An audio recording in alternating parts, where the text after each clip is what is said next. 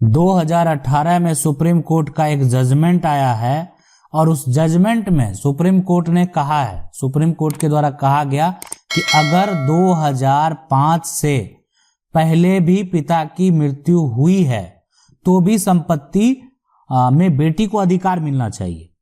ठीक है, बेटी को अधिकार मिलना चाहिए। यहां पे अगर सिर्फ एक बेटी है और कोई वंशज ही नहीं है तो ये तो उस संपत्ति का उत्तराधिकारी है।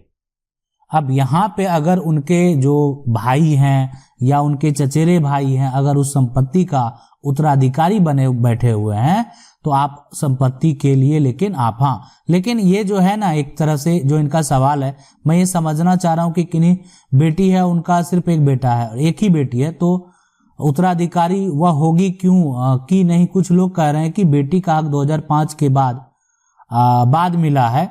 उसके पिताजी जो है 1925 में ही मर गए थे, तो अधिकार बेटी को होगा कि नहीं। देखिए, बिल्कुल बेटी को अधिकार होगा। अगर वो संपत्ति का एक ही वारिस है, उत्तराधिकारी है, उस संपत्ति का पूरा हक उस बेटी का पहले होगा।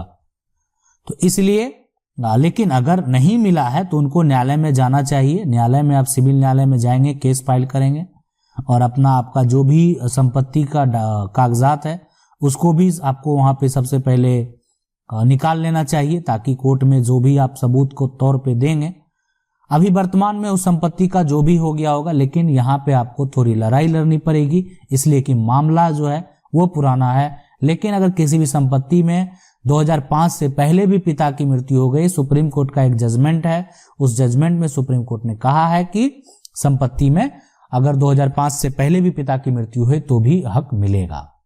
ठीक है। सवाल है कि सर हमारी एक दुकान पिछले कई साल से मामूली किराए दे रखी है। माँ बाप के स्वर्गवास के बाद आर्थिक तंगी की वजह से हम परेशान हैं। क्या हम किराए के विरोध की नोटिस किराएदार को भेज सकते हैं? देखिए, जो भी आप किराए पे दिए हैं उसके लिए एग्रीमेंट तैयार कीजिए। एग्रीमेंट, कोई भी संपत्ति किराए पे देने से पहले एग्रीमेंट बेहद जरूरी है। एग्रीमेंट अगर आप नहीं देते, अगर आपके पास एग्रीमेंट है ना, उस संपत्ति को अगर मान लेते हैं कोई ऐसा व्यक्ति है ना, उस एग्रीमेंट के आधार पर आप तुरंत खाली करवा सकते हैं। तो एग्रीमेंट जरूरी है और उस एग्रीमेंट में आप मेंशन कर दें, स्टाम्प पेपर पे सारा कुछ मेंशन करने के बाद मेंशन कर दें कि आप एनुअल कितना उसमें इंक्रीज करेंगे। ठीक है, 5% करेंगे या 10% करेंगे, वो हर साल आप करेंगे। उनको रहना है रहे, नहीं रहना है नहीं रहे। तो इसलिए नोटिस भेजने से अच्छा है कि आप ये प्रक्रिया कर लें, भाई हम आपको दुकान दिए हैं, उसके लिए एग्रीमेंट, इसको साइन कीजिए। ठीक है, तो ये तरीका, और एग्रीमेंट में जो भी आपका रेंट है उसका इंक्रीमेंट फिक्स कर देंगे। वो अगर ठीक है, उनको रहना है रहेंगे, नहीं रहना है।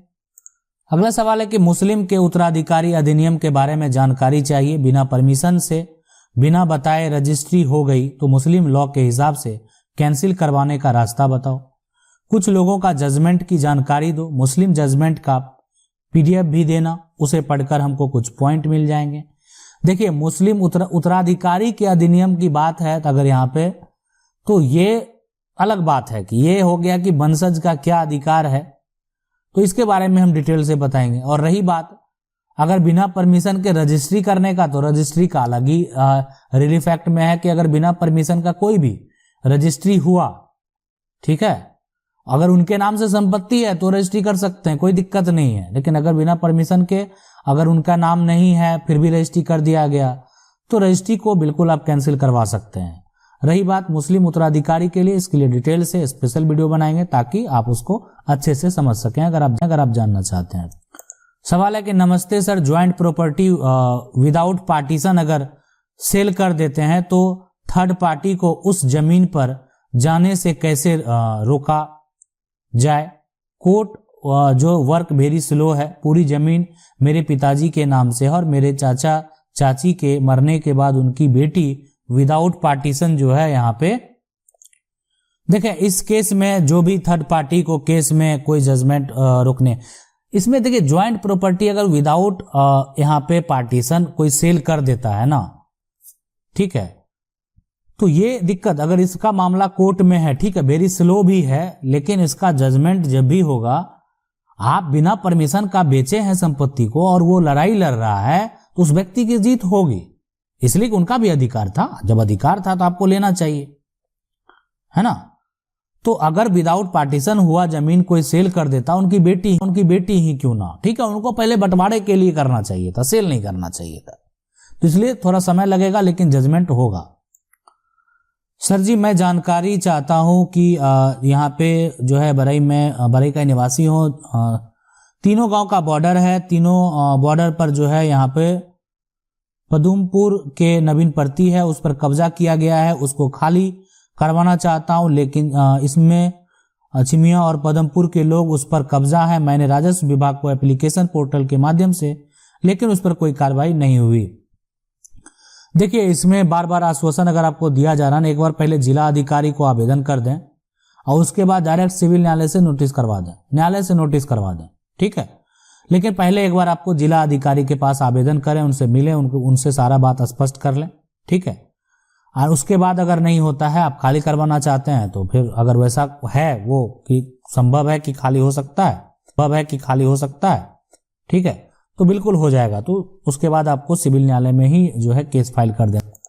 सवाल है कि अगर पिता की अर्जित संपत्ति में किसी एक बेटा लिख देता है या बेच देता है और पिता के दूसरे बेटे को नहीं लिखता है ना, बट उस बेटे से एक लड़का है, एज 5 ईयर, तो क्या दूसरा बेटे के 5 ईयर वाला अपने दादा के द्वारा किसी एक बेटे के लिए लिखे संपत्ति में हिस्सा ले सकता है? नहीं, देखिए इसमें अगर लिख दिया जाता है ना, पिता की अर्जित संपत्ति है, अब वो खुद से कमाए हुए हैं, अब वो कैसे कमाए, अगर सर्विस से किए हुए हैं, देखो ताकि पैतृक संपत्ति को बेचकर अर्जित किए हैं तो फिर फाइट कर सकते हैं। लेकिन अगर खुद से कमाया हुआ संपत्ति है, वो भी दूसरा व्यक्ति जो है वो भी तो फाइट करेगा, तो उस केस में आप कुछ नहीं कर सकते। यहाँ पे वो दादा की पैतृक संपत्ति वो तभी कहलाएगा कि यानी क्या हुआ कि अब वहां पे ये संपत्ति, तो दादा तो अपनी अर्जित संपत्ति को पहले ही बेच चुके हैं, दादा के पास अर्जित संपत्ति है कहाँ। हाँ, वो संपत्ति अगर दादा के नाम से ही रह जाता तब वो कर सकता है, लेकिन अब वो तो दादा के नाम से रहा ही नहीं, अब वो अर्जित संपत्ति जो है एक तरह से दादा के द्वारा, उनके दादा के द्वारा तो बेच दिया गया, इसलिए दादा के पास संपत्ति रहे तब तो। लेकिन अगर वो मान लेते हैं जो उनके आपके जो पिताजी हैं उनका जो अर्जित संपत्ति है उनके नाम से ही रहता, तब पोता फाइट कर सकता है, ठीक है। अगर मौखिक तौर पे दिया रहता या कोई वैलिड कागजात नहीं होता तो फाइट किया जाता। क्या गोद लिया हुआ जो पुत्र पैतृक संपत्ति में अधिकार रखता है? देखिए गोद भी अगर ले लिया ना पुत्र को, तो पैतृक संपत्ति जो पूर्वज से प्राप्त संपत्ति है उसमें बिल्कुल अधिकार रखता है। अगर लीगल तरीके से उसको एडॉप्ट किया गया हो, तो उसको नाम दिया गया हो, पिता का नाम दिया गया हो, तो अगर उसको सही तरीके से एडॉप्ट किया गया है तो बिल्कुल वो संपत्ति का वाती का अधिकार वो रखेगा, ठीक है। सवाल है कि सर मेरा नाना 1930 में प्लॉट खरीदी किए थे, वह जमीन 1952 में बेच दिए थे, पर 1923 में जो है यह कब्जा हमारा है, पर जो यहाँ पे खरीदे जिसको बेचा था उसके नाम से है, तो हमारा नाम करने के लिए क्या करना? देखिए कब्जा आपका है, ठीक है, लेकिन अगर वो जमीन 1952 में उन्होंने बेच दिए थे, लेकिन 1930 से अगर आप ही का है, कब्जा है, लेकिन नाम उस व्यक्ति का है, तो उस व्यक्ति के द्वारा अगर यहाँ पे न्यायालय में टाइटल सूट किया जाएगा तो फिर दिक्कत हो सकता है, ठीक है। आप उसको कब्जा किए हुए हैं। अब रही बात नाम करवाने की, तो आप लंबे समय से, अभी तो आपकी वो संपत्ति है नहीं, इसलिए कि आप दूसरे की संपत्ति को लंबे समय से कब्जा में है। लेकिन अगर वो व्यक्ति जो है कोई अपने कागज को ना सरकार को लैंड टैक्स भी पे नहीं कर रहा है, सिर्फ उसके नाम पे है, तो उस केस में और उस संपत्ति को ढूंढ भी नहीं रहा है, आपका कब्जा है, तो आपका मालिकाना हक है, आप मालिकाना हक का दावा कर सकते हैं। ये यहाँ पे बेनिफिट है, यानी कोर्ट में जो है, यानी आप एडवर्स पोजीशन प्रतिकूल कब्जा कानून के तहत जो है आप केस फाइल करेंगे और अपना मालिकाना हक का दावा करेंगे कि संपत्ति को आप जो है बहुत लंबे समय से कब्जे में हैं, ठीक है। और अब डिपेंड करता है कि देखिए कागजात उनके नाम से है, तो क्या उनके नाम से दाखिल खारिज हुआ, बहुत तरह की चीजें हैं। कागजात सिर्फ रजिस्ट्री नहीं होता है, उनके नाम से दाखिल खारिज भी होना चाहिए। तो अगर ये सारा डॉक्यूमेंट भी उनके पास है, अब वो लेटेस्ट रसीद भी कटा रहे हैं, तो फिर आपको दिक्कत हो सकता है। अन्यथा आप जो है प्रतिकूल कब्जा का केस फाइल करेंगे और जो है उस पर आपको हो सकता है कि यहाँ पे जीत मिले।